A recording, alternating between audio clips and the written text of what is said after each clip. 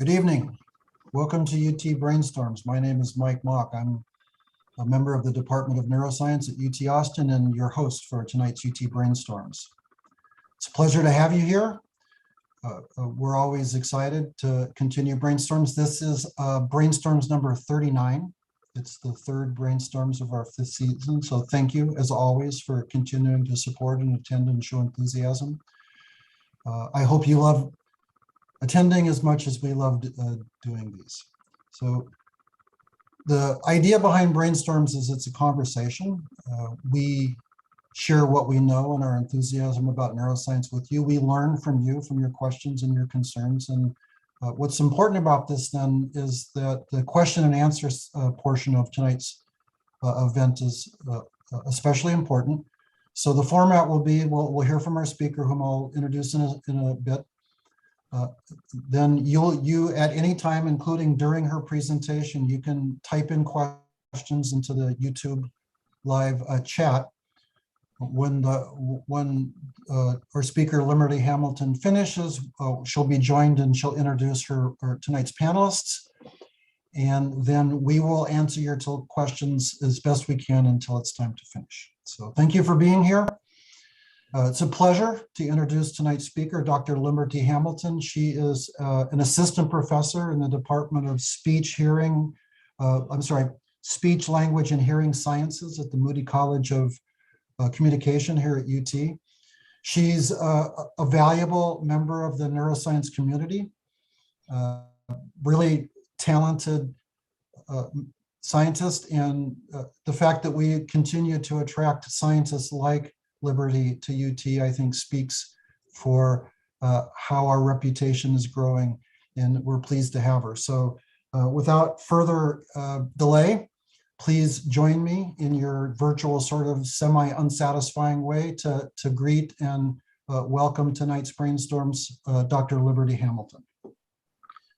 And Liberty, thank you for doing this. Appreciate it.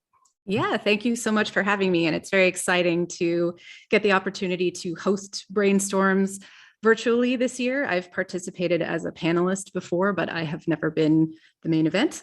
So I'm excited here to talk to you all about brain stimulation, which I think also our little logo here is really kind of apt for the conversation that we're going to be having today.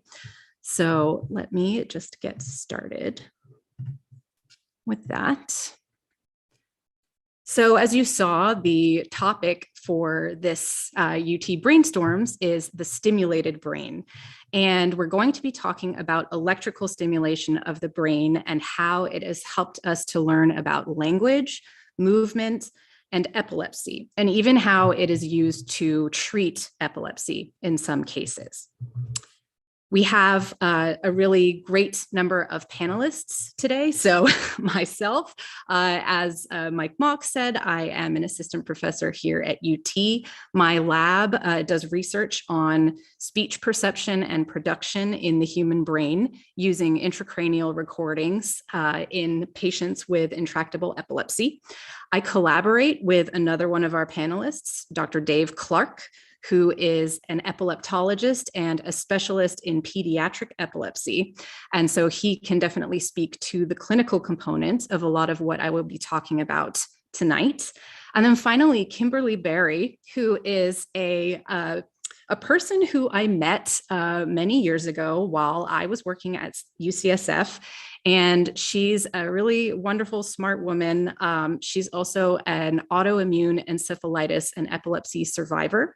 And she has a responsive neurostimulator device in order to treat her epilepsy. And so she has been a great advocate for epilepsy patients. And so I think having her on the patient side is really valuable to be able to hear from someone who has actually experienced some of the things that I'm going to tell you about today. So I'm going to talk about more of the science behind this, but I think that we have a really good group here that can allow us to address all of these different questions about the stimulated brain.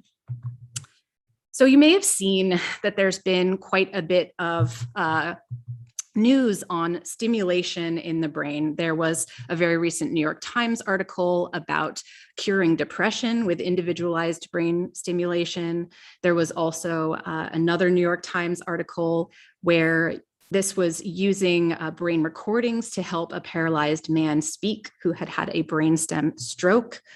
There are also, there's lots of research and clinical treatment in what's called deep brain stimulation. And deep brain stimulation has been used for treatment of things like Parkinson's disease, and is also, as you see from this New York Times article, being used for other things as well, such as treatment-resistant depression. And then for today's topic, we're also going to talk a little bit about the RNS, which is a type of implantable device that stimulates the brain in order to help control seizures in very difficult cases. So before we get into all of that, let's talk a little bit about the history of brain stimulation, because even though all of this stuff has been in the news recently, and it's certainly a hot topic of conversation right now, it's not exactly new. So brain stimulation, I think, one of the sort of forefathers of this field would be Wilder Penfield, who was a Canadian neurosurgeon. And he pioneered the use of cortical stimulation to understand different types of brain functions. And this is a photo of him from the 1960s, from 1963. And this is actually long after maybe 30 years after he did his most seminal work in understanding how different brain areas contribute to different types of functions using stimulation, electrical stimulation. So a lot of this comes from work with patients with epilepsy. So Wilder Penfield was a neurosurgeon, and he did this thing called cortical stimulation, where you actually introduce electrical stimulation or electrical current into the brain to either interrupt different functions or to stimulate different functions. And so you might ask, why exactly would you want to do this? And so the context behind why Wilder Penfield was doing this type of brain stimulation is that he was working with patients with intractable epilepsy. And epilepsy, you have probably heard about before. This is a neurological disorder that's characterized by abnormal brain activity that causes seizures. And so here we're thinking about things where this is runaway brain activity. So you have all of your neurons in your brain, and these are helping you to do everything that you would normally do, whether that is to think about what you want to have for dinner tonight. Maybe you've already eaten dinner tonight. It's making you listen to the sounds that I'm saying. It's, turning those sounds into meaningful words. But if you have something like epilepsy, then what happens is there can be certain brain areas that essentially start off this cascade, this lightning storm, really a brainstorm of electrical activity that can spread throughout different parts of the brain and cause different symptoms. So you may know someone with epilepsy. It's relatively common, so it's really likely that all of you in our audience either know someone who has epilepsy, or maybe you yourself have epilepsy. It's the fourth most common neurological disorder. And the stats are that around 1 in 26 Americans are thought to will develop epilepsy in their lifetime. And there are over 65 million people who have epilepsy across the globe. And 1 in 10 people will have a seizure during their lifetime. So it's not uncommon. This is definitely something that can happen at any age as well. There are kids with epilepsy. There are adults that can have acquired epilepsy where it comes later in life. And there are different causes. You can have genetic causes where someone is born with a seizure disorder.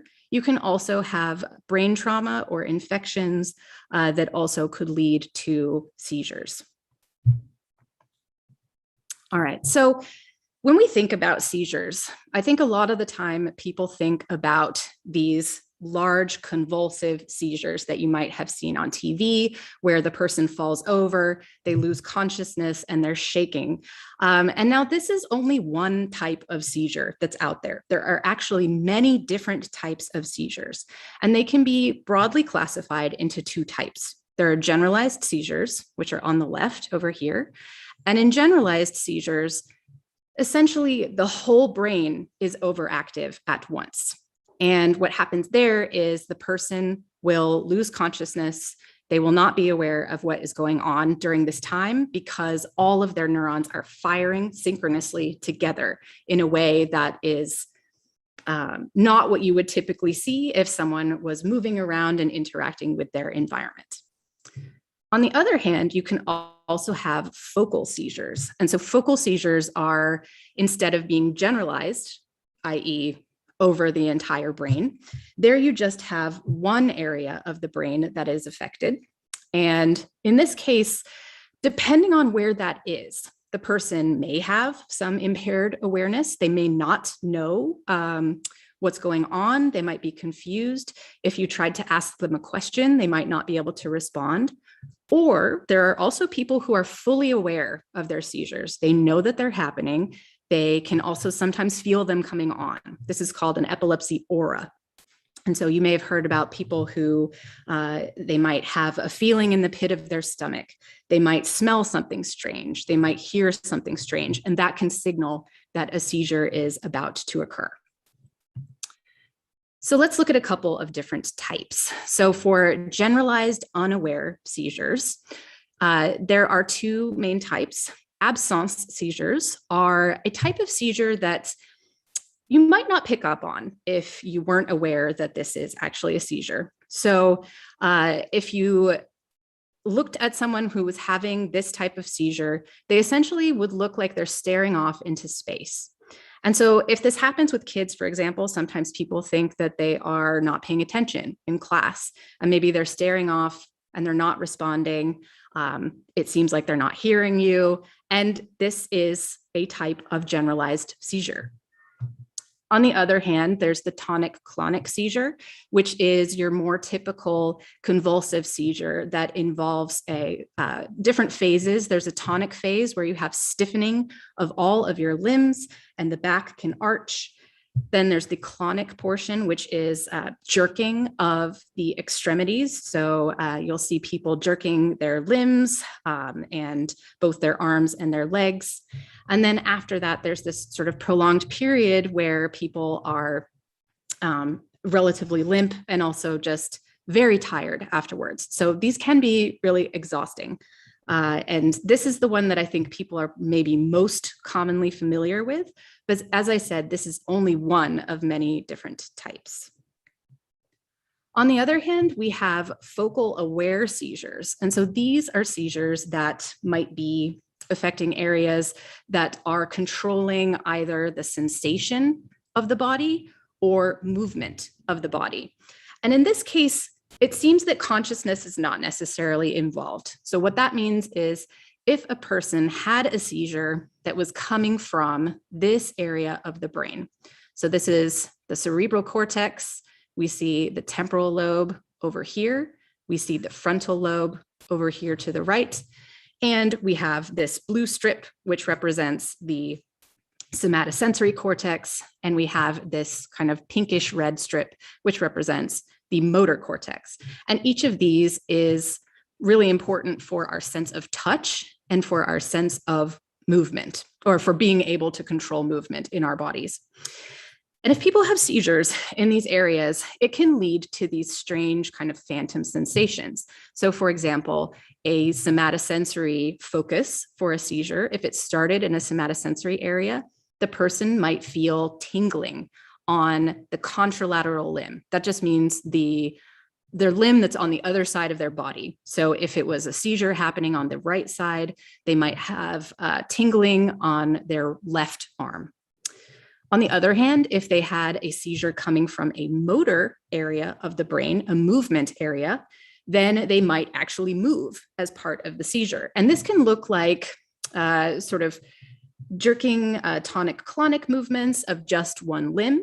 It could look like a grimace. So they might move their face and pull to one side or the other, or they might even turn their head. And these are also sort of signs that you can use to determine clinically where a seizure is starting. And then as those behaviors change over time, you can kind of also get an idea of where the seizure is propagating to, or where is it moving towards and where does it end up. There's also other, so these are not the only areas that can be affected by focal seizures. You can also have visual seizures. So if you had some seizure activity coming from the visual cortex, people might report seeing flashes of light.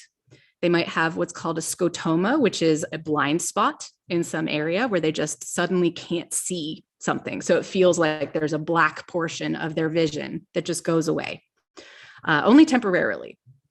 And then if they have it in auditory cortex, they may hear ringing or hissing noises, depending on where exactly it is in that area. For all of these, for the most part, if they are focal, and if they are in these early sensory areas, the person knows what's happening. And they can actually tell you while this is happening, oh yeah, I'm having a seizure. This is, this is my seizure. This is what it looks like. Sometimes they end up spreading. And so the person could lose consciousness, but at the beginning, they may be completely aware and be able to even talk through it. On the other hand, if they have seizures that are coming from temporal lobe areas primarily, these can impair a person's awareness. And what that kind of looks like is you can have this sort of dreamy state, a blank look. People sort of look like they can have what looks like a vacant expression. You could talk to them and they can't really process what's going on. They may have trouble speaking, but in all of these cases, there is an impaired awareness because the seizures are affecting the temporal lobe. So as I said here, depending on where the seizures start and where they stop, different functions can be affected. And so let's look a little bit at what that looks like. So here is a drawing of a brain.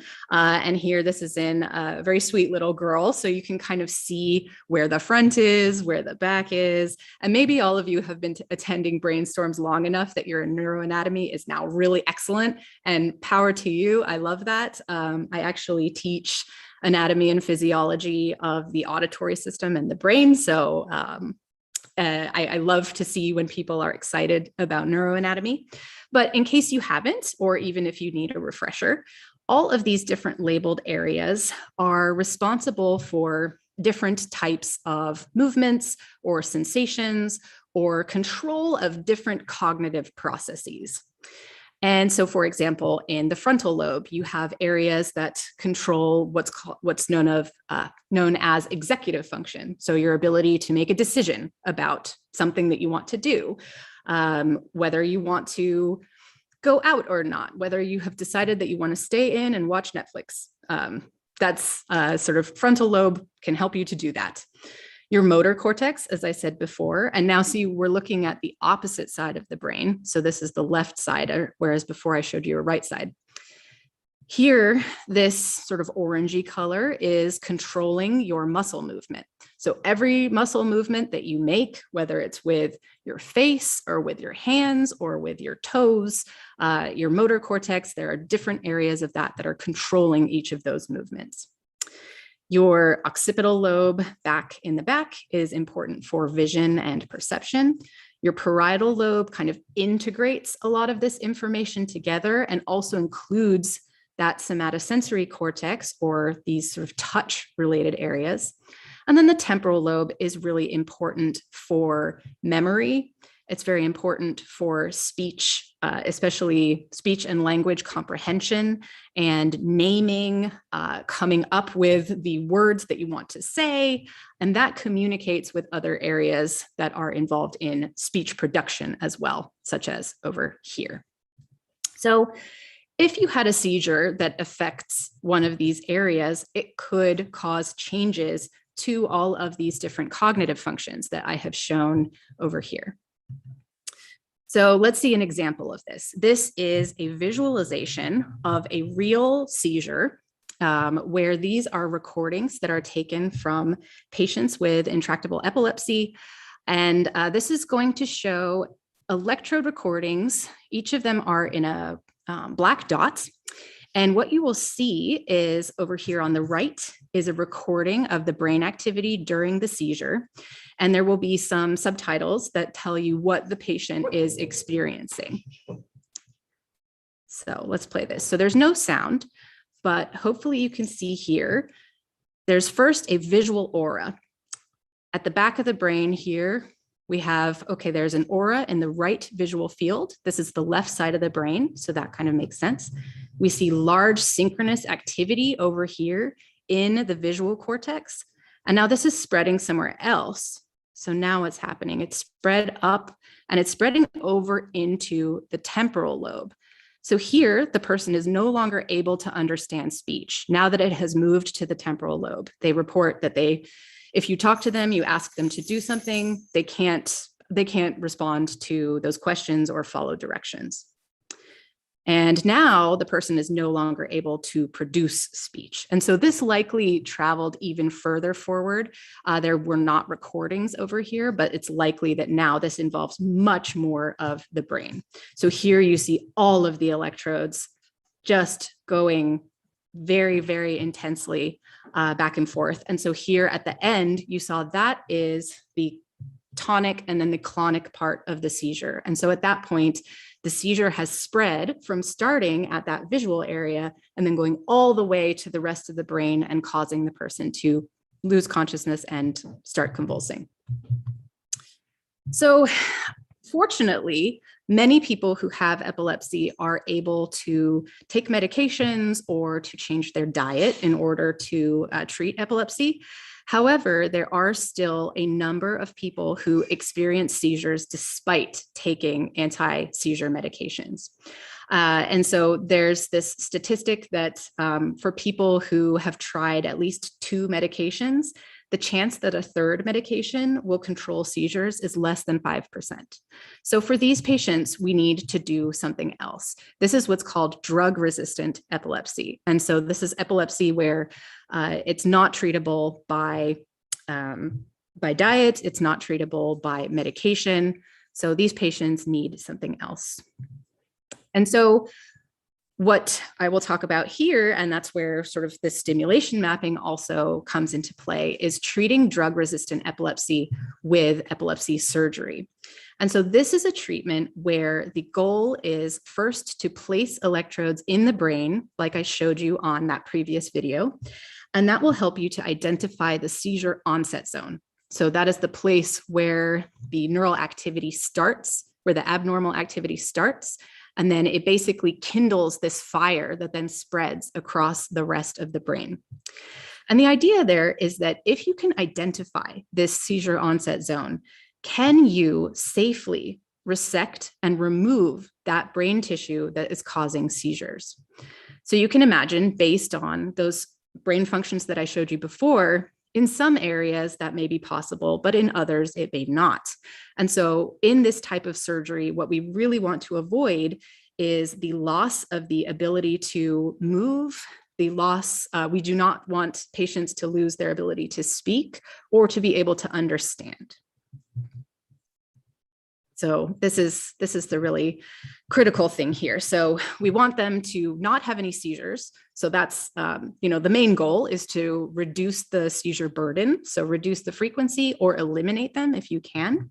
And then also without introducing any unwanted side effects. So how is this exactly done? So for the cortical stimulation mapping, this is once you have identified an area that is the seizure onset zone, if you want to figure out whether that area is critical for speech and language functions or for movement, what you can do is the surgeon will do a craniotomy where they expose the brain surface. And then what they will do is they will apply an electrical stimulator. And this is exactly what Penfield was doing in the 1930s. So this is a technique that is still used today, although I would say I think we're getting more sophisticated in how well we can target that stimulation and how fine-grained we can be in terms of where it is. But this is what Wilder Penfield was doing in the 1930s. And so, for example, what Penfield would do is he could stimulate some part of the brain, for example, over here on the motor cortex. And then maybe for this particular stimulation area, he would see that the right side of the person's lip moves. So the lip pulls. Now he stimulates another area and he sees this person has a tingling feeling in the right side of their lip. So for both of these two, the fact that you have sensory and motor function in those areas really means that we do not want to resect those areas because that could cause some numbness, or it could cause the inability to move part of the face. What about over here? So we could stimulate over here. This is a little bit higher. And in a recent study, some researchers at UCSF showed that there is an area here that controls the larynx, which is your voice box. And so if you stimulate this area, the patient will actually vocalize. So this wouldn't be like real speech. It would be more like an ah sort of sound. So just like if you just turned on your larynx and that was it, and you just make a sound. And so these are all important areas for movement and for sensation. How about over here? So this is an area where there can be temporal lobe seizures that affect this region of the posterior superior temporal gyrus. And what happens is patients cannot understand speech if you stimulate right here. And so this would be an area where they would also say, okay, I don't think we should resect this. If we moved it over to the front over here and we asked the person to repeat words or to count, then they should be able to do it. And so there are some segments of the, for example, anterior temporal lobe where you can still understand speech even if they're being stimulated. So that means those areas would be safer to resect in a surgery, or at least we know that they wouldn't cause huge problems with your ability to understand speech. So this is what Wilder Penfield did. And he basically mapped out all of the sensory and motor functions across the surface of the cerebral cortex. And so you may have seen some of these images before, but what this is supposed to show is for each body part where this is located on the surface of the brain. And this view right here is showing what's called a coronal view. So this is a slice through basically that would separate the front from the back of the head. And so you could see the left side and the right side of the brain. This is the interhemispheric, basically in between the two hemispheres. And you can see these representations both of what someone might be feeling. So they would have feelings in their lips or in their face, their nose, their eye, their thumb, their fingers, etc. Or they would move those areas as well when Penfield stimulated them. You may have seen these turned into what is called the homunculus. So these are the sensory and motor homunculi. These strange little dudes are really just a representation of how the brain either represents areas that we are feeling. So this is for your sensory homunculus. We have a large representation, for example, of the lips and of the hands. So there's a lot of brain area that is dedicated to sensing in your palms and your fingers and your lips. And that makes a lot of sense. Intuitively, you know that the palms of the hands at least are very sensitive. So are your lips. Whereas your torso, probably a lot less sensitive than your hands, let's say. The motor homunculus looks kind of similar, but there are other differences that you probably will notice. So this is how much of the brain is devoted to moving each of these different areas. And so you see the body and the trunk, really not much to write home about, especially compared to the hands, which human hands, we're very dexterous. We're able to pick things up with very exquisite detail.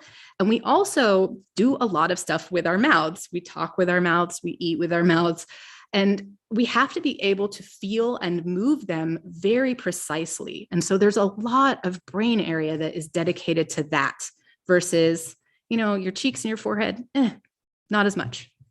So this is something that Penfield was able to map out using this cortical stimulation. So for every site on the brain, he could mark what body part was the person feeling, or what body part moved on the person. Were there more areas that could you stimulate around a bigger area, and you see lots of stuff that's having to do with the hands, but then you have to look really hard to find something that makes someone, move their rib in some way.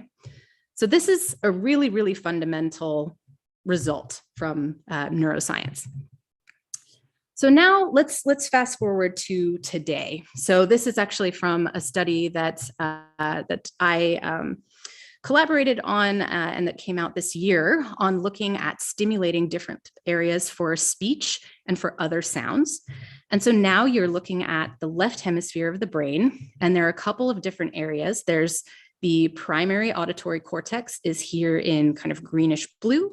And then there's the posterior superior temporal gyrus over here in red. And people had this idea before. So even as early as the 1870s, Carl Wernicke had found that the posterior superior temporal gyrus was very important for understanding speech. This was then extended by Geschwind in the 1970s, who came up with this model for how different areas interact with each other while someone is either trying to talk or trying to understand speech. And so we have this representation of different brain areas, including areas that you may have heard of, Wernicke's area and Broca's area, for speech comprehension and speech production, respectively. Although I will say that we now know that it's slightly more complicated than that, and they're not as dichotomous as we would have thought. So let's look at the auditory pathway really quickly. So the speech and language areas I showed you were on the surface of the brain, but you have a lot of other different areas that are active while you are processing sounds. These go all the way from the cochlea up to the brainstem, an area called the thalamus, and then to the primary auditory cortex, which is deep within this fold called the sylvian fissure. And so these sort of blue squares are supposed to represent the primary auditory cortex, which we can zoom into. And one idea was that the primary auditory cortex sends information out to the speech-specific areas on the lateral part of the brain. And so we were really interested in our study in whether that was actually the case. What kind of information could be sent from one area to another? And if you disrupt these areas with cortical stimulation, do you see any changes in the downstream areas? So now I'm going to show you a brief video of direct electrical stimulation in a patient who is having their Heschel's gyrus and their superior temporal gyrus stimulated while they try to do different speech tasks.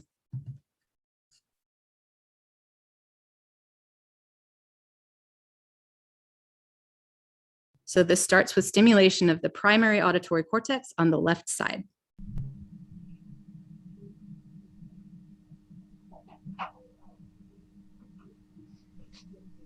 There. What did you hear? I heard a sound of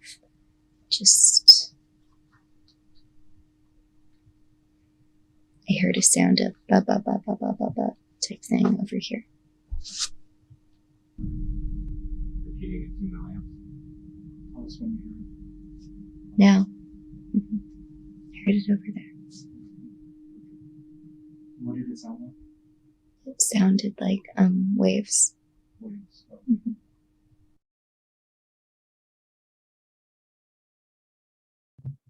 So I'm going to skip this in the interest of time, but essentially when we increased the stimulation frequency, she hears a higher pitch. And so she's actually, as we're stimulating the primary auditory cortex, she was hearing a sound hallucination that sounded sometimes like waves, sometimes like crickets, sometimes like a ba-ba-ba sound, not like speech though. So now in this part, she's asked to assess or to repeat words that are said while the brain is being stimulated. Say busybody. Busybody. Say creativeness. Creativeness. Say ukulele. Ukulele. Now, are you hearing the sound while I was speaking earlier? Yes, I was. I was able to hear all of the noise while But you were said. also hearing me say. Mhm. It just Yeah. sounded like two different things. Yeah.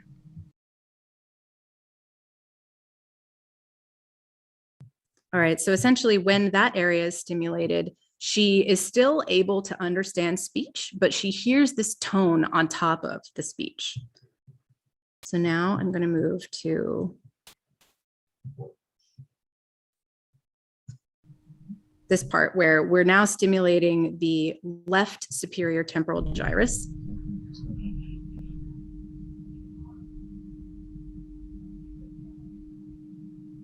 And here she doesn't hear anything. So no perception of stimulation when you stimulate STG. No perception of sound.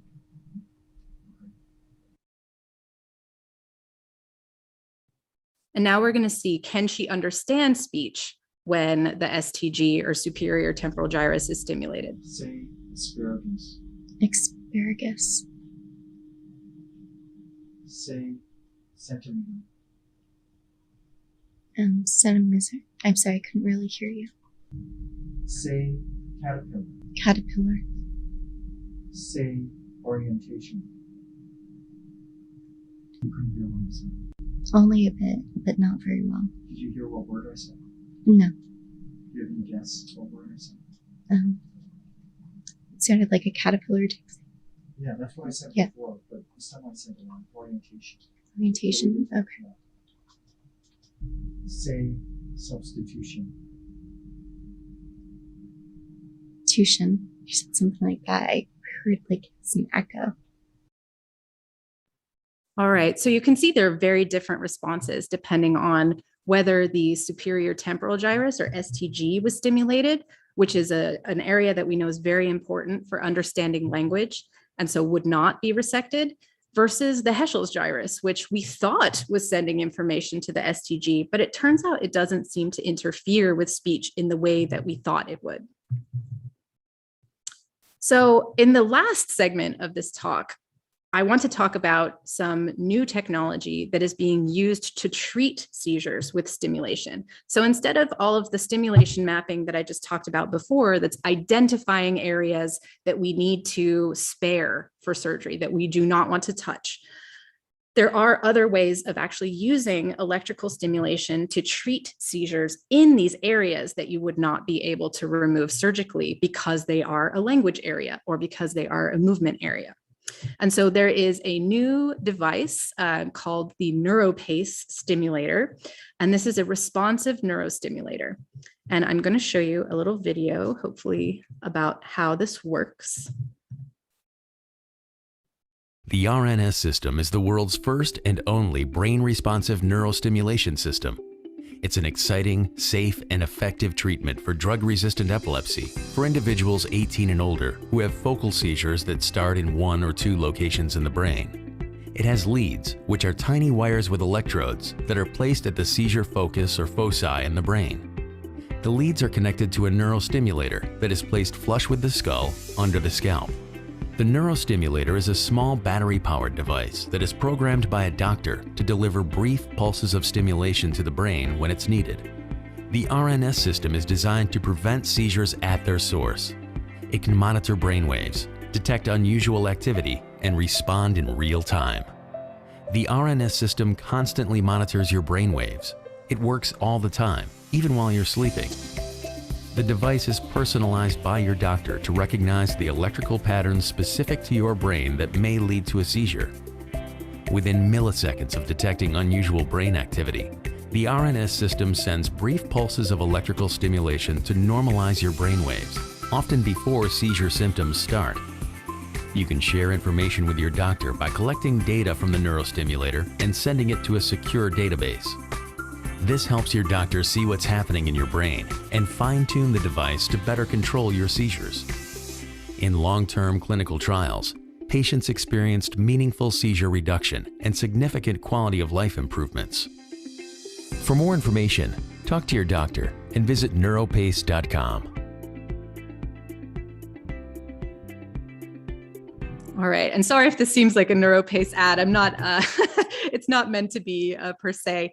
But so for the last part, I want to talk a little bit about one of our panelists, Kimberly Barry, who actually has experience with this type of neurostimulator. And there's a really fascinating TV special on this called Rebooting Kimberly's Brain. I won't be able to play all of it for you because it's around 20 minutes long, but I'm going to show you some short clips. And then I hope that you'll take a chance to ask some questions yourself and, you know, Kim can answer them. Hey, have you had a seizure today in my presence? No. Wow. This morning, it was more of the taste and feeling type of seizure where a lot of times like the brain we think about as the thing that keeps us us. The functions that the brain serves are the most interesting things about being human. Consciousness, memory, emotion, language. All of our reality is based on what we perceive and how we interact with our environment, and that all goes through the brain. I really appreciate it. Have a nice day. There's a lot we already know, but I think there's so much more that we have to learn that we're just at the tip of the iceberg. It was always me and my brain, and we just were always fighting one another. I was fighting this brain for years. You know, I call Kimberly's brain like Kimberly 2.0 or 3.0 now. Her brain is just completely different. So I think it's hard for people, you know, like us to really understand what it's like to have a new brain. All right, so in this special, you hear a little bit about Kimberly's struggle with epilepsy and actually having multiple surgeries to treat very difficult autoimmune encephalitis that caused seizures that were, you know, really debilitating. And now she's doing much better. And we have her here today, so I hope she can talk about it a little bit as well. I'll show you one more brief clip before we get to our Q&A. But here is a little clip that is taken after the second surgery that she had. And then a bit about the stimulator. A successful second surgery gave me a true sense of hope. For the time being, my battle with autoimmune limbic encephalitis seemed to stabilize. I realized I could always have some type of seizure activity due to my epilepsy, but my most debilitating seizures were gone, and the doctors at UCSF had more good news. Through the genius of technology, a device from Neuropace called an RNS could help monitor and minimize my seizures. Yes, yeah, I did. The pacemaker is something that we're all familiar with, and this is similar. It's reading the signals continuously from the brain and then sending an electrical stimulation to actually stop it once it's detected a seizure. The device itself comprises a neurostimulator which is placed in the skull. So the skull and the device are approximately the same thickness, so the device actually sits in the skull and is flush with the skull. It is working all the time in a way that's kind of unbeknownst to patients. So it's listening to the brain activity without the patient having to do anything. It's storing recordings of the brain activity without the patient having to do anything. And the patient can transmit those stored recordings to their providers remotely from home over the internet. And these vertical lines here mean the device recognizes this as a brewing seizure and is trying to stop it. It's just wonderful to know that the RNS itself is going to be helping my body, it's going to be helping my brain stop the seizures. Our hope is that with more and more manipulations, Dr. Rao will be able to get just the right combination so that we can electrically treat those seizures. All right, so that's it for my portion of this talk. And so I want to thank you all for listening to this conversation on stimulation, and I hope you found it stimulating. Now I would like to introduce the other members of my panel. So Dr. Dave Clark, who is here, who is a clinician at Dell Children's Medical Center, as well as Kimberly Barry, who is visiting here from virtually from San Francisco. And so I know these two both actually from a similar context, but from very different angles. So Dr. Clark and I are collaborators at Dell Children's Medical Center. Dr. Clark sees pediatric patients with intractable epilepsy and with epilepsy in general. And so he has many years of experience with treating very difficult to treat patients. And so luckily we have an amazing facility here in Austin. It's one of few in the country actually that does these types of surgeries. And then Kimberly and I think we met in 2015. You can correct me if that's the wrong year. But Kimberly was at UCSF for epilepsy surgery, and I was a researcher there. And so she actually participated in some of our research tasks, and then we became friends. And so we actually continued to sort of talk to one another. And so I've kept up with her, and she was, she's now, as I said, like a great advocate for epilepsy and knows a lot about epilepsy surgery from the patient side. So welcome, both of you. Thank you. Great. Yes, thank you, panelists. Thank you for being here. Let's get started. So I noticed that one of our longtime UT Brainstorms audience members, Joe Virgil, let's start with her question because it's fairly basic. Do we know what causes epilepsy, and is there a genetic component? Yeah, Dr. Clark, you should answer that one. Sure, no problem. I think we should change the name to the epilepsies. So there are many causes of the dysfunction in the circuitry of the brain, which epilepsy is. It could be genetic, could be traumatic, an infectious cause, anything that tilts that balance and cause hyperexcitation in an area. It activates and it creates a circuit. And once it creates that circuit, wherever that circuit goes to, you see the physical manifestations or psychological manifestations. Repeating that 2 or 3 times, then you have epilepsy. I noticed that there were 2 questions that were similar. One asked can fear trigger epilepsy, and another asked if strong emotions, or are there emotional seizures where people experience emotions? So how about those as the next 2? Sure. Time to take it again? Yeah, sure. Yeah, why don't you start? And then I think, Kimberly, do you mind sharing some thoughts about that as well? Because I think. Yeah, Kimberly. Yeah, no, I yield to Kimberly. I think, Kimberly, can you share some thoughts and then I'll jump in. So before I start, somebody also, they asked one of the things that I had said during the clip, my fighting within my brain. So the reason I said that is because for me, I developed the autoimmune encephalitis, and my brain was attacking itself. So that was what the fighting was from. It wasn't seizure based. It was just based on the autoimmune encephalitis. So that's where that stems from.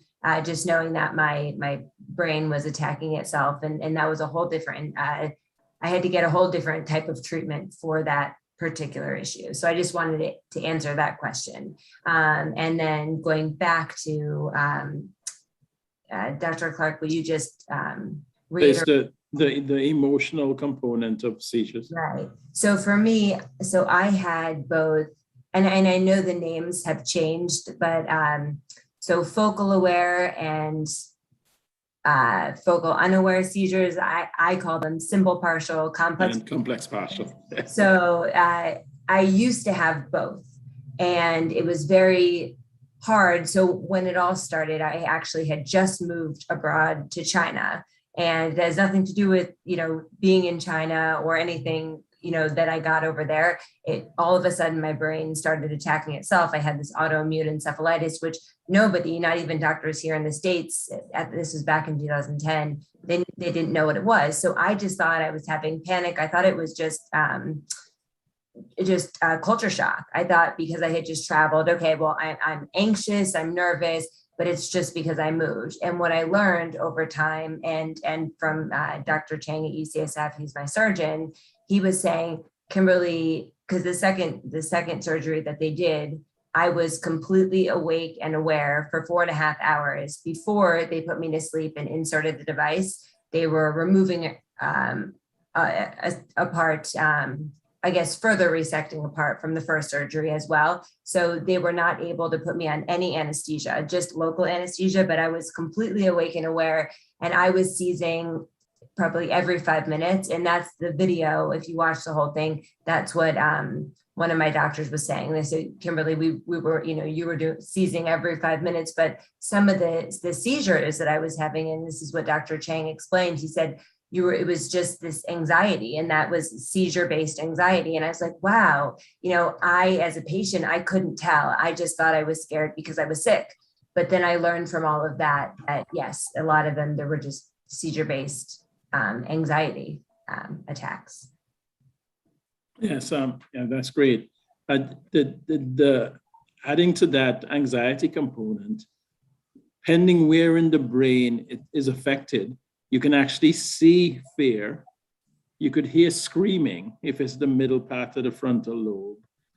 And sometimes, folks that have that, they don't remember anything, complex partial seizure. They don't remember that they have done that. But just by the caricature of what's going on, just like Jasper, who worked with Penfield at the time, or Jackson in 1861, they could sort of tell where in the brain it was coming from and where the actual circuit is. Being aware and anxious and them linking that together, that's quite interesting. It actually makes us zone in on where it may be coming from.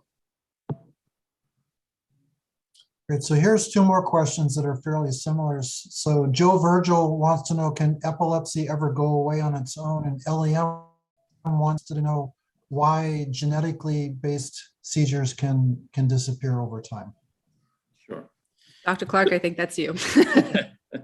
Yeah, so bottom line, people don't always know. But what we do know, certain epilepsy syndromes, and some people think it's neurodevelopmental, both generalized epilepsy syndromes, and epilepsy syndromes is a trifactor, the EEG, what the seizures look like, and your cognition. Some of them can go away at various stages, and you can predict them going away. And many people believe it's the channel maturation, but I think that's much too simplistic. But yes, epilepsy can go away. Can I answer one of these? So there's a question here that I think is interesting about the brain stimulation video that was about the gender of the voice for understandability of the woman. So the woman who was trying to report what she heard, and then are the higher pitched words spoken, if they were higher pitched, would they be understood better or worse than the lower pitched presentation of the same words? So unfortunately, that was not tested. However, I would imagine that if the pitch of the voice overlapped with the kind of auditory hallucination that they were having, then that might interfere more. But overall, there are still areas of the brain that are separate from the primary auditory cortex that seem to respond to the pitch of a person's voice and to the phonemes that a person is hearing. And so, for example, phonemes are things like a f sound or an ah sound, like father, that's fa, ah, So those are the phonemes. And actually, for phoneme sensitive areas of the brain, it doesn't matter what the pitch of the person's voice is. Those phoneme responsive areas will respond the same regardless of the pitch. So I just wanted to say that there is the separation between the two, but unfortunately we did not directly test that in that stimulation experiment. So here's a fascinating question. I think that I'm sure Dr. Clark will be able to tell us about. So Lily asks, is there a way to know if you've had epilepsy since birth? And is it possible to have had seizures and not really be aware of them, or can you be having seizures and not realize it? Yeah, that is a fascinating question. You can, and in two ways. You can be totally alert and aware and have a seizure that is recruiting such a small part of your brain that it doesn't affect you significantly. That's one way. The second way is if no one is around to see you have a seizure, for instance, an absent seizure, or that's the staring spell, and you have it, unless you're doing something, you won't realize you missed time. And then lastly, especially in young kids or neonates that can't tell you anything, we usually monitor them longer because they may be having seizures and they can't tell you what's going on. So they may be having something called subclinical seizures. That's a great question. Yeah, actually, Kimberly, because I know we've talked about you had different types of seizures. Were there some where, could you talk about some where you know that you were more aware versus others where somebody told you later that you'd had one? Were there any like that? Oh yeah, absolutely. So the ones that I call complex seizures, the seizures that I had, they would always start, I would always be awake and aware. So simple partial, but for some, it would just be a sense of anxiety or like extreme internal fear for no reason. So that would be one. But the other, and I've had so many different types. So there are so many, I keep my own chart, right? And now they're very basic and very, they're short and simple now. But in the past, before the surgical procedures and everything, they would start off simple and then they would escalate to complex where I would lose complete consciousness. And there were times, one of the times I fell on a glass table and I cut my lip and I had to go to the hospital. I was stitched up. Another time I was in the shower and I fell and I had a black lip because my teeth had gone through again. So I would have bruises and I would wake up, but it was like complete loss of consciousness. That was generally once a month at least, where it would go from simple to complex. Then it was actually after. So after my first surgery, before my second surgery, although the number of seizures decreased, it was harder in a sense because the complex partial seizures, when I had them, I would not lose complete consciousness, but I would lose control over my brain. And I can never forget just sitting there and it would just be me in the back, but I had no control. So I remember being in a car. I knew someone was with me, but I could barely hear. My vision was off. And it was one of those where I had absolutely no control over myself, my body. And it was so terrifying thinking I am mentally aware, but I can't control anything else on my body. So that was probably one of the most terrifying parts. And that's what led me. I said, yes, a second surgery, absolutely, yes, please. So that's somebody like me. After all of that, I didn't even think twice about it. I wasn't nervous. I wasn't even thinking about potential complications. I was like, please just help me try and get back to normal, which I'm beyond grateful that I can say that I have now. Yeah, I'm glad it's going better for you now. Definitely. So there are a whole constellation of questions about the Rns system thing, ranging from what about other can they be used for other neurological conditions? Can they be used in children? Can it be used for epilepsy patients where there's some degree of control from medication? So that was some of them. You want to take that, Kimberly, or would you like me to start? Well, yeah, so what I know is currently it hasn't been completely approved. They're waiting for FDA approval, and I believe it's gotten to the point, but it hasn't been officially used yet. So right now, the device is used for 18 and older, I believe, and they're waiting now the teenage years. That's the FDA approval that they're just waiting for, and it just hasn't been activated yet. However, what I've learned from different events that I traveled to is that the doctor of even a younger a child, it's up to the doctor and the parents to approve it, right? So it is possible, but it's just not legal now for any child or teen to get the device implanted. It's really up to the doctor to make that, to the doctor to offer and the parent to accept.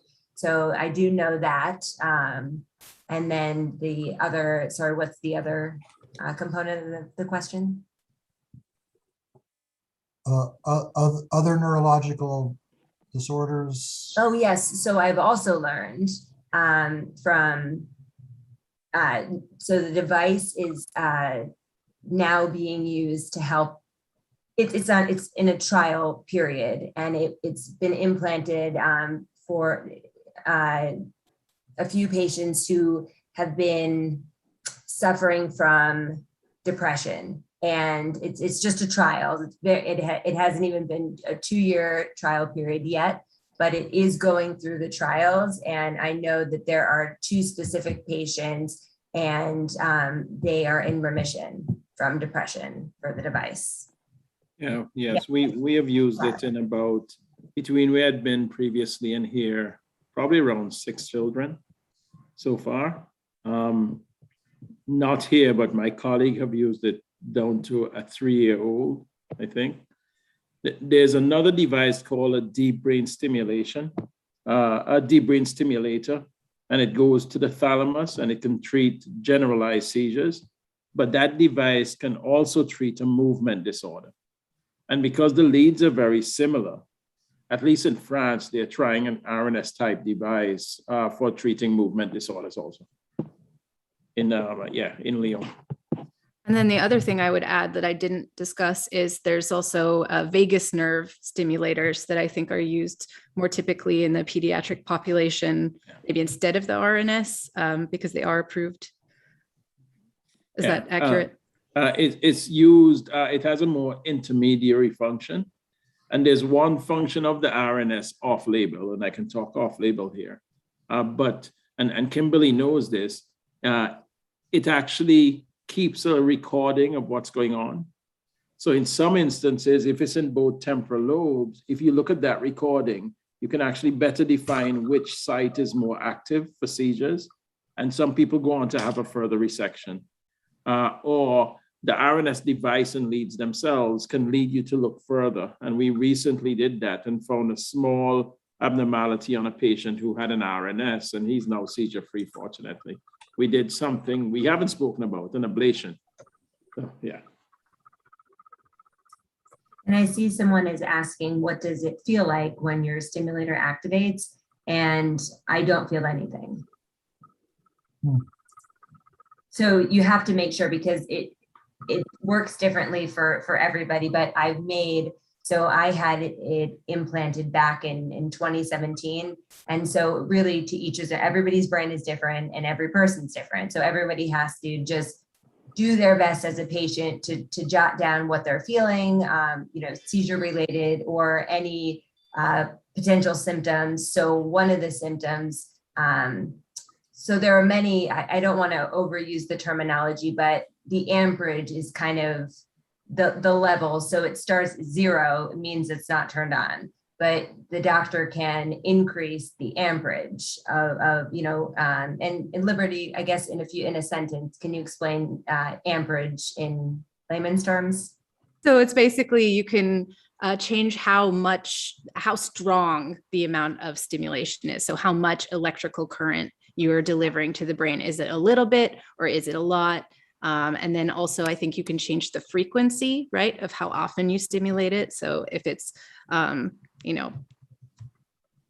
don't actually, I should say, I don't know the typical frequencies of stimulation for RNS. So You Do can, you know? you can change the frequencies and the length. So there are 5 basic stimulations. So if it feel and as a patient, you don't feel any of this. And I'm only bringing it up because for me, I did feel something when my stimulation. So the stimulation, it ranges 0, it's off, and I believe it goes up to 12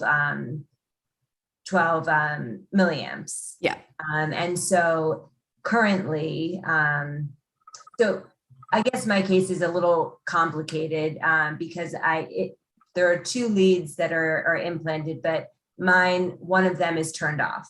So the one that I currently have, each of the 5 stims, they're all now, they're on the same amperage level because the doctor, just outside, all the changes like this are just done virtually. So you go in and it doesn't have to be anything like they don't have to open your skull. They just do it using technology. So the doctor's sitting there on the computer and he can make the changes. He or she can make the changes right there with you. So it's not invasive at all. So I've just made several different changes. One of the changes that I made was just increasing the amperage to all 5 stims. And there was a point where the amperage, it was a bit too much for me. And I knew that because that was one of the only times when I did have a complex partial seizure. And I kept a journal. And that's why I tell everybody's brain is different. So keep a journal and provide it to the doctor so the doctor can make suggestions and let you know different options. So because of that, we reduce the amperage because of that. And then in addition, what helped me, and again, everybody's brain is different. So one of the things that helped me was we turned off one of the leads. So now I just have one of the leads on, and the amperage is just 1.5. So it's very minor. But again, we made lots of it. It really just, it takes time. So I always say, keep a journal and keep in touch with the doctor and let the doctor know how you're feeling and what's working best for you. Just work together as a team. And my quote I always say is, I'm so grateful because I'm no longer experiencing epilepsy alone. I'm not dealing with it alone. My doctor can see it. We work together. So I don't feel, yes, it's a bit, as a patient, it's a bit nerve wracking, or I get a little anxious, not seizure anxious, but just anxious in making those changes. But I know, okay, if there are any issues or complications, in a second, I can just make an appointment and he can just go back to exactly where we started. So it's just kind of being aware, being cautious, and just keeping notes in a journal as a patient is just my perspective of it all. Oh. Yeah, I'm sure your doctors appreciate that too, the amount of detail. Well, for me, and I'll sum it up like this, I feel like they're family to me, especially my epileptologist who is working with me in this device. And every Monday I send him a note. Some weeks I just say no recorded seizure activity. And I do it every Monday. So for me, I just feel like that's my Monday. I let him know. I think I may have you speak to some of my patients. Oh, well, absolutely. So I am an ambassador for Neuropace. So if there's somebody who just has questions just from a patient's point of view, I am more than happy to reach out. Yeah, I deal with some teenagers. I'll limit it to the ones that would not be too challenging. Wow, that's great. So here's a question about absence seizures. So to what extent are they normal, and what frequency would be considered concerning? So the absence seizures are never normal. There is a genetic, so they have genetic generalized epilepsies. And when you're younger, you have childhood absence, and often they can have upwards of 20 in a day. As you get older, they have juvenile absence, and you don't have them as frequent. The issue with absence is, unless you're missing time, You don't really realize it. And in most cases, you just freeze and stop what you're doing. The problem is whether child or getting older and working, in missing time, you lose time in school, you lose time at work, it could potentially cause injuries. So once again, no absence is normal. I saw someone had asked about, oh, I'm sorry, go ahead, please. Yeah, go ahead. I think we're doing the same questions. Yeah, so Lily has asked about kind of a shift in gears here. How do anti-seizure medications work? Another great question by Lily. Yeah, I think that's also a fantastic question. So the brain, and forgive me for moving, but I have to. So the brain have excitation and inhibition. And channels and neurotransmitters control those, the excitation and inhibition. Now, those neurotransmitters that are hyperexcitable, that can cause seizures, you want to give them medications that can dampen that excitation. The neurotransmitters that are inhibitory, you can actually give them medication that can increase that inhibition. And that's pretty much it.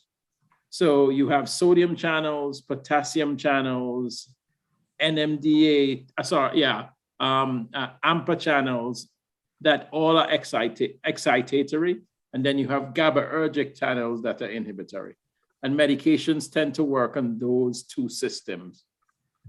It would be neat if we actually have medications that can transcend even lower along the totem pole and try and hopefully target different sites, but we just don't have them yet. It's mainly channelopathies.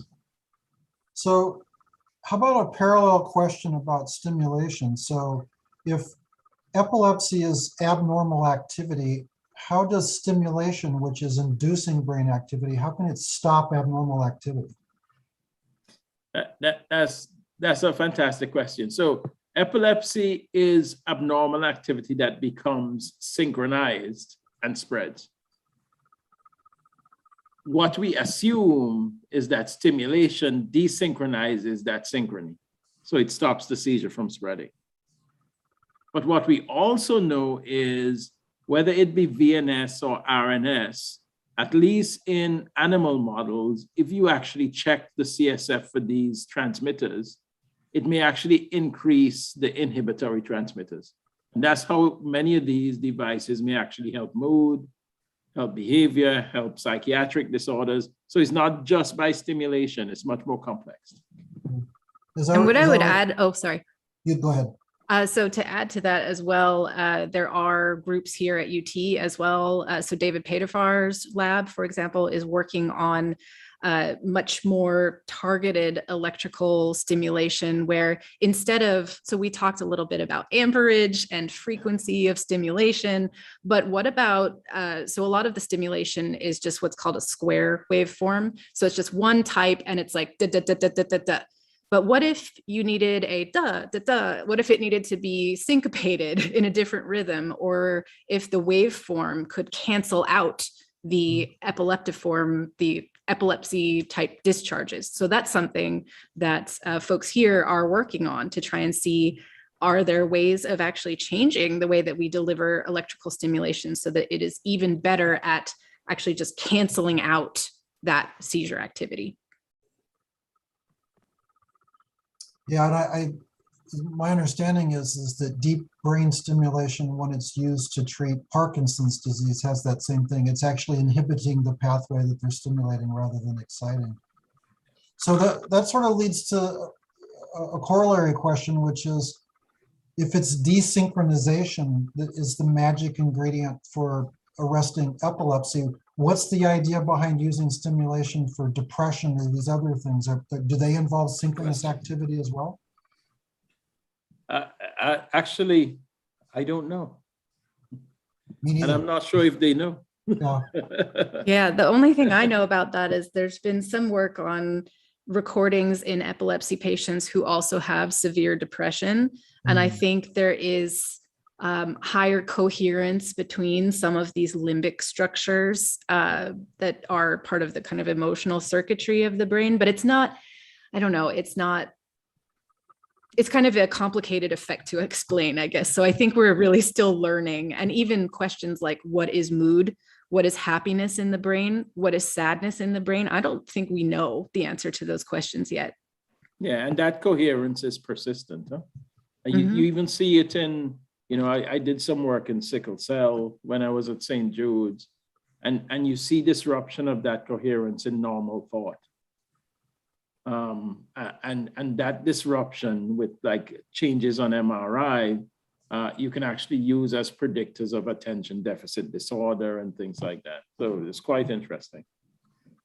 So Liberty, when I met you, it was in 2016, and it was right before my first surgery. And do you guys remember, regardless of the illnesses that I was experiencing, my entire life, I'd always had this mind that would never shut off.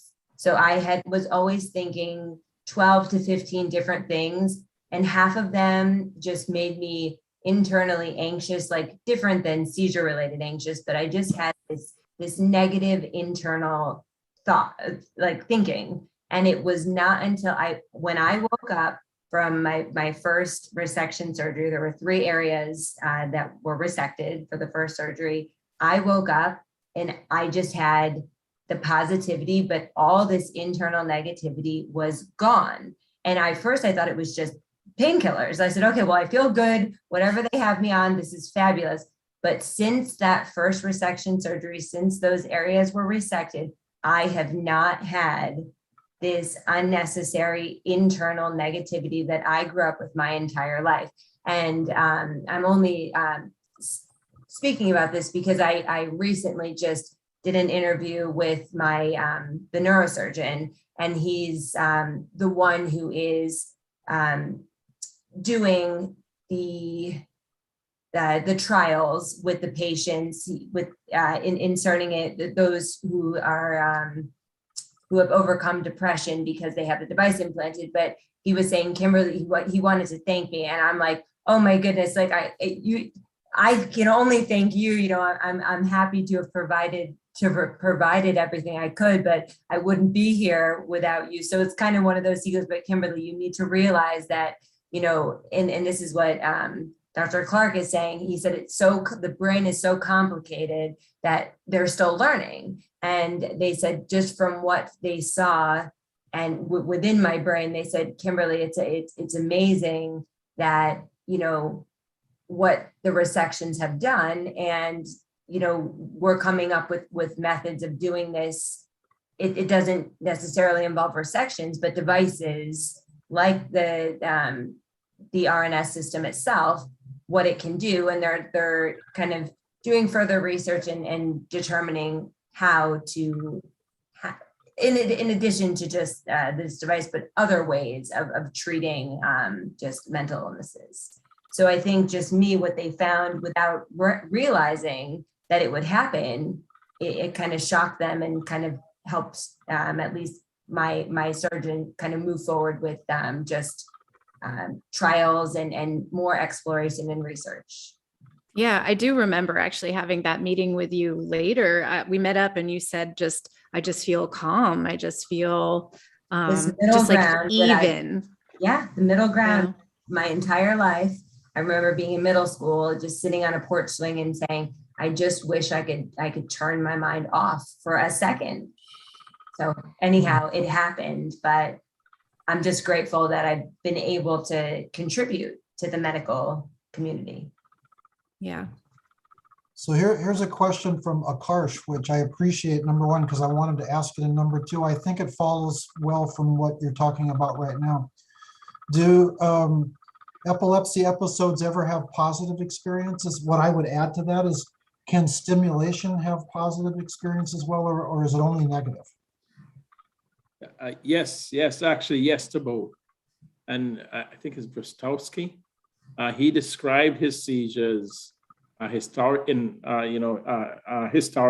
as having euphoric experiences. And it depends on where it's stimulated. You definitely can. As a matter of fact, there are areas which causes patients to laugh, but because they have what you described as complex partial seizures, we aren't quite sure if it's with intent. For instance, basal temporal or mesiofrontal. And epilepsy is a fascinating thing. And semiology and connectivity of the brain is pretty amazing. Yeah, to add to that, I know that there's some work, I believe from Joseph Parvizi's lab, where they stimulated, they were looking at subjective experiences of stimulating different brain areas. And one of them caused someone to feel the will to persevere. So it was this very high level, like, I feel like everything is going to be okay, and I feel like I should keep going. And that is a really complex feeling, right? You can think about what that is. It's not the same as like being euphoric and just like, ooh, that feels really good. It was, yes, I'm going to keep going, and I feel that I can, move on. And so even things like that, I think are fascinating. So I'd like to have that electrode. I know. Yeah, I know. Wouldn't we all? A colleague of mine, Jeremy Slater, he had a patient that it would be, and the patient described it as an orgasmic feeling, and actually struggled thinking of whether to take out the lesion or not. Yeah. So Kimberly, there are several people who they're really fascinated by your stories, and we'll really appreciate them, but they'd kind of like, so there was one person in particular who wanted to know about your interactions with speech pathologists, or has it really been the epileptologists that have been your go-to? Oh yeah, so definitely the epileptologists. But what happened, so one of the complications I had after my second surgery is I lost maybe 70% of feeling on my right side. So I had to go from the hospital, I had to go into inpatient treatment facilities. So I had to, because I couldn't really speak clearly. So in the video, Rebooting Kimberly's Brain, that was actually filmed just maybe 2 months after my surgery. And so if you can tell, those of you who want to watch again, you're welcome to, but you'll see that my mouth is a little droopy, and it's because of the surgery. And it took probably about a year, in addition to going in and getting speech therapy. It took a while, but now I'd say I'm 95% back to normal. So that's the other thing. If you're a patient listening and you're open to having a surgical procedure, just recognize that although there may be some complications, if you don't give up and you keep on moving forward, there are ways that you can be treated. There are ways that over time your body can heal. And I'm very lucky to say that mine healed just like 95% now. I mean, I don't have as like 100%, like I can't completely feel, but it's not as bad as it was. So for me, I had to go to inpatient rehabilitation for speech therapy. I was in for about 3 weeks, and then I just did outpatient surgery. And then over time, everything healed. Wow. Well, folks, I'm having so much fun, but we're almost out of time. So to give everybody one more chance, I want to do what my favorite thing, which I've come to call lightning round, which is for the three of you now, we give you 1 minute to tell us about something that you'd love to tell us about, but hasn't been discussed yet. So you have a minute free forum to tell us something that we haven't discussed yet. Liberty. All right. So something we haven't discussed yet is we talked a little bit about this idea of different areas for speaking versus listening. And something that we are looking at in my lab right now is, what happens when you're hearing your own voice. You might find that, when you listen to your own voice, it sounds kind of weird. And it turns out your brain actually processes your own voice differently when you're talking. There's all this sort of movement that you're making. You can feel your mouth moving, and that sensory and motor feedback actually suppresses auditory responses to your own voice. Whereas if you heard playback of your own voice, it's not suppressed in the same way. So I can't say whether that's actually, why you find it totally weird. I think part of it is also there's something called bone conduction hearing, where sounds also vibrate through your bones as you're talking, and that's part of your experience of hearing as well. But I thought I would throw that out there. It's a very interesting topic. So for me, we have been talking about the superficial area of the brain. There are two areas of the brain that I find extremely unique and fascinating: the insular cortex and the cingulate. And that will take up a whole 3 hours to discuss. But the circuitry involved in those areas, what they do, the emotional component, the autonomic component, I find that fascinating. Well, that sounds like a future Brainstorms to me. There you go. Yeah, and for me with this device, I'm so interested in what's to come in the future, because I know that they are continuing to do research on multiple levels. And I'll say that the battery is run on a battery, and the initial battery that I had placed in 2017, it was just a 3 to 4 year life. And so I had to have it replaced this about a year ago. And so now it's double the life. And so I'm just wondering, that's a basic one, but they're also, I'm most interested in the further research they're doing, or what they can do with the device. And I think, Liberty, as you mentioned, there are just different, researchers are finding different methods of stopping seizures, or just kind of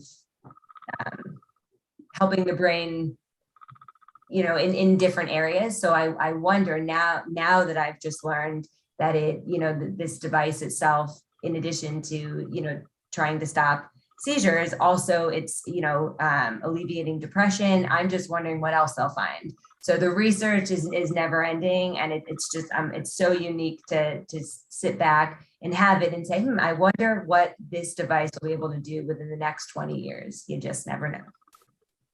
Fantastic. What a great way to end. Thank you. So thank you so much, Kimberly. Thank you so much for joining us. It was just fantastic. What a great perspective to add to the science. So thank you so much. Dr. Clark, sorry we haven't met before. I hope we can soon. Thank you so much. Fantastic. And of course, Liberty, as always, you're fantastic. Thank you so much. And thank you to our audience members, and to Laura and Elena for everything they do. And with that, I guess we'll say, hope to see you at the next Brainstorms. Good evening. Thanks, guys. Thanks again. Thank you so much. Bye-bye.